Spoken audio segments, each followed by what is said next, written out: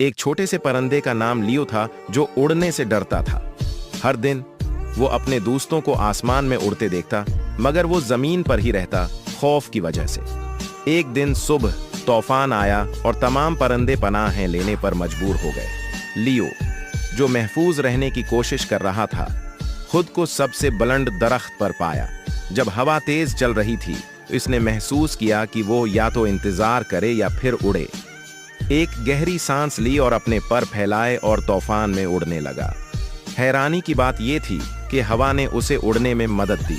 अब वो डरता नहीं था। लियो ने यह सीखा कि कभी कभार झटकों को कबूल करना ही आजादी की तरफ ले जाता है।